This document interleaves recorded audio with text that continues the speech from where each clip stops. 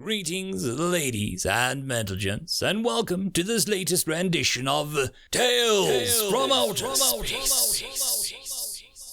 Taken from the subreddit HFY. All the relevant links will be down below.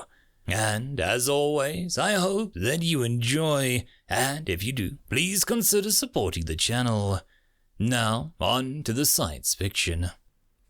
I would like to give a quick thanks to our Tier 5 channel members and patrons. Fallen Angel,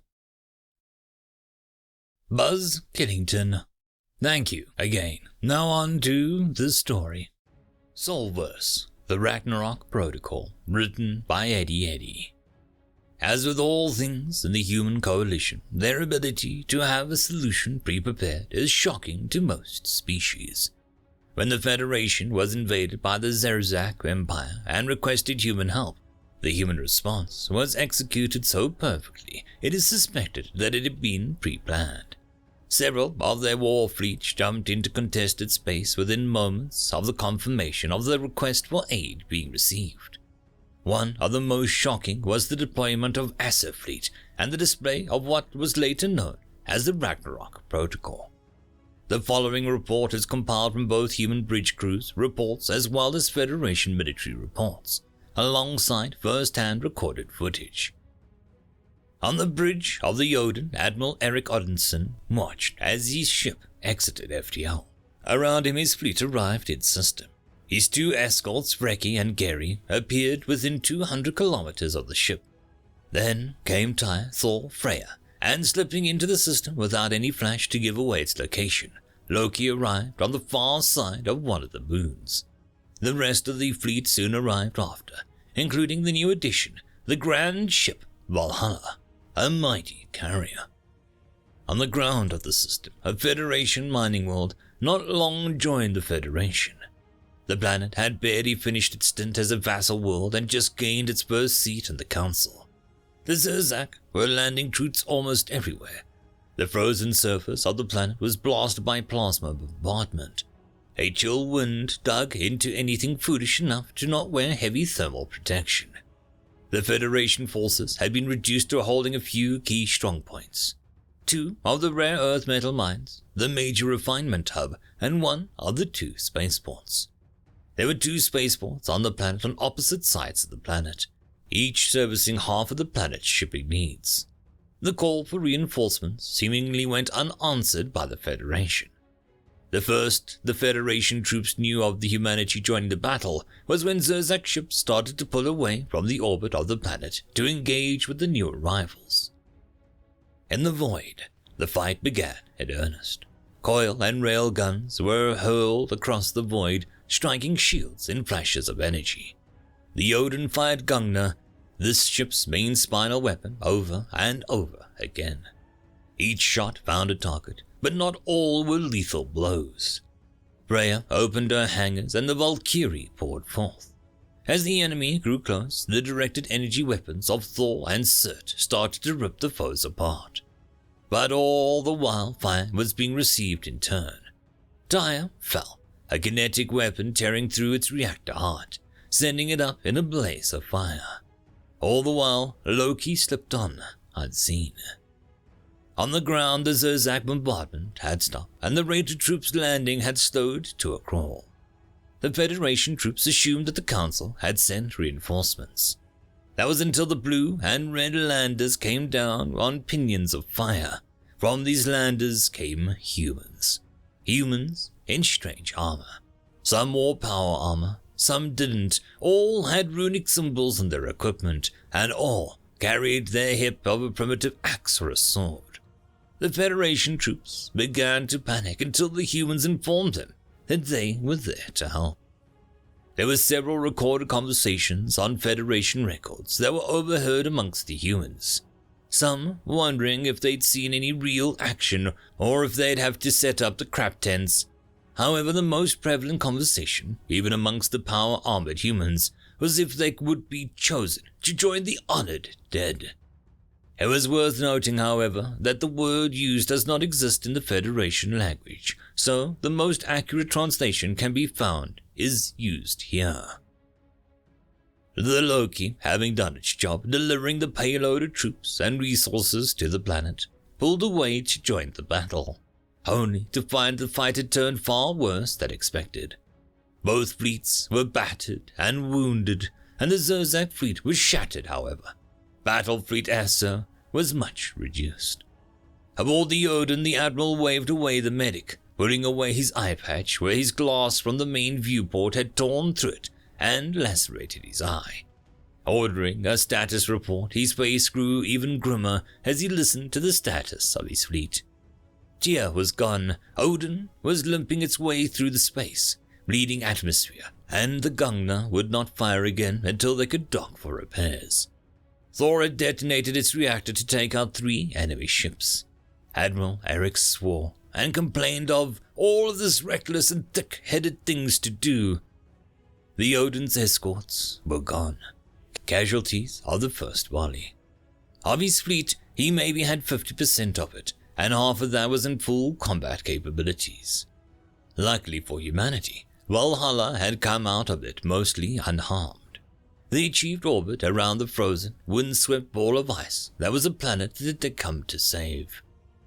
On the ground, the fighting had grown worse. The Zurzak forces had pushed the Federation alliance back further, even going so far as to engage in melee with the human forces. This is when the Federation discovered that the ancient weapons the humans carried served far more function than just to be decorative or ceremonial. Almost all the humans had some kind of embrace that projected a circular energy shield on one arm and used the axes and swords with the other. The ancient weapons had been updated to modern standards. Some had edges that flickered and glittered, synthetic blade edges that were barely molecules thick. Others had edges that glowed white-hot with plasma. There were a rare few that had rotary change that spun and emitted a growling roar. The Federation forces fell back further through the human alliance, clearly expecting the humans to fall back as well to the next line of pre-prepared defenses. The humans, however, had other ideas. It started as a simple name-calling and noises from the human defensive line as the Zurzak pushed forward, to then it becomes sounds of boots thumping on the ground in time. Then came the chanting. It was a well-documented phenomenon. The humans used music to boost their morale as well as demoralize their foe. However, this seemed to be something else. As if these humans were making ready to meet their death. The chant was simple. 2 sentences repeated over and over. We are the sons of Odin, fire, blood, and steel. The carnage was shocking to most of the Federation. The humans fought with a brutality and viciousness which spoke volumes about their willingness to shed blood. The normal humans tore into their foes with axes and swords, the seemingly ancient weapons rending armor and flesh alike with modernized edges. The shields they carried turned away energy blasts and slowed kinetic weapons down enough for the humans' light armor to absorb the blow. The human forces in power armor were even more terrifying, wielding mighty 2-handed weapons, shotguns, or other close-quarters weapons, whilst their shoulder-mounted devices spat fire and explosives. Battlefleet Esser had just settled into supporting orbital positions when the Zurzak reinforcements turned up. The damaged state of the fleet meant that options were to retreat or death. Admiral Eric Odinson looked at his second-in-command, and a silence came over the bridge. Full power to weapons. Signal Heimdallr station. Relay the following. It is an age of swords and axes, an age of wind and the wolf. Sound the Gralahorn. The bridge became a storm of silent activity. Signals were beamed out across space, messages passed between relay stations, and information reaching high command of the human coalition. Battlefleet Esser was making its last stand. In the black void of space, a small space dock sat, seemingly unremarkable, except for the warship at its dock.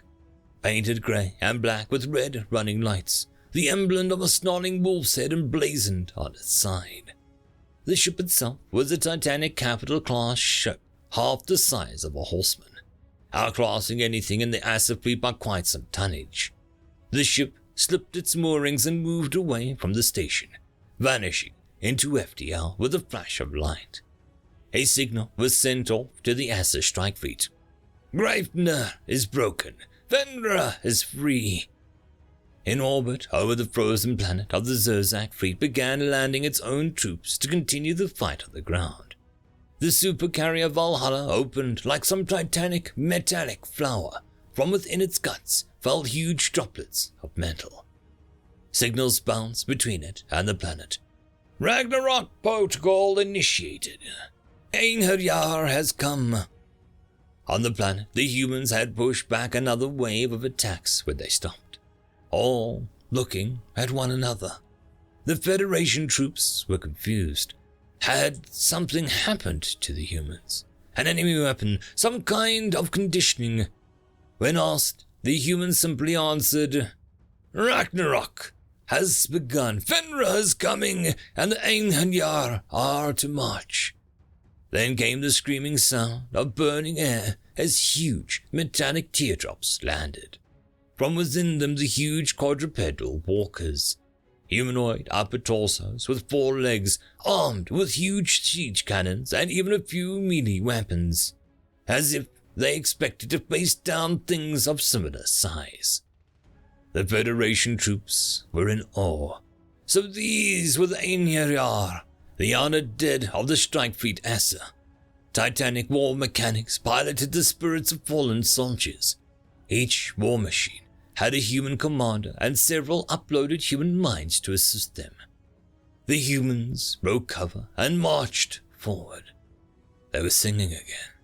This time they were singing to a song that was coming from the speakers of the Einherjar, a song of shattered shields, of splintered skulls and bloody red ruin, a song of death and war.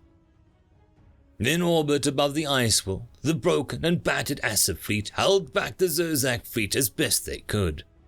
Aboard the Odin, the admiral had long since discarded the eye patch. The eye it had once hidden and displayed information to had been ruined due to a stray shard of glass from the first battle in the system. The Dune chip in his neck was working overtime. He was assisting the AI as it took over from each station where a person fell, as well as beaming as much information back to the Heimdallr station as possible. Even if every ship fell here today, they would live on, stored in the central back of Heimdallr, ready to take up positions as the honored dead aboard the next fleet Asser.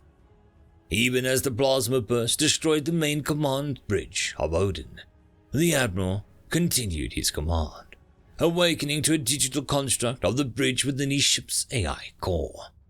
He was no longer Odinson. He was the Odin, with every one of its captains before him at his back. If he was to fall, he would fall in such a glorious battle, and it would burn in the memory of all of those who heard its name.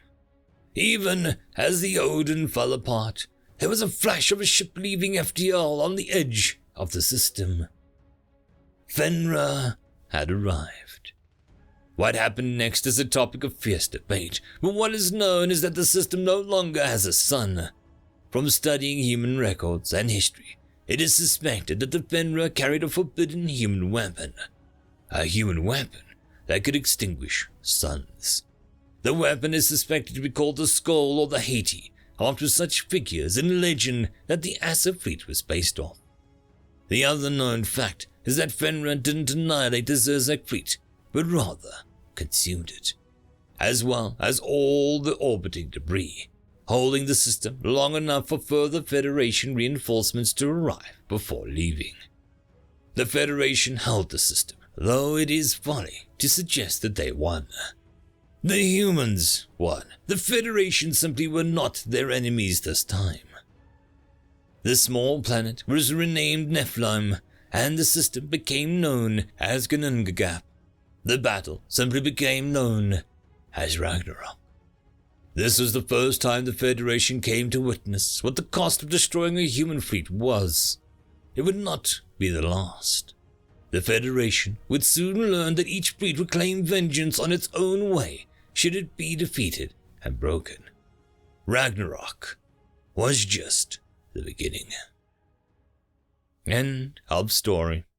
And that, my friends, concludes this video. I hope that you enjoyed, and if you do, please consider supporting the author, even by popping over and leaving a thumbs up or a nice comment, just to show your appreciation for the story.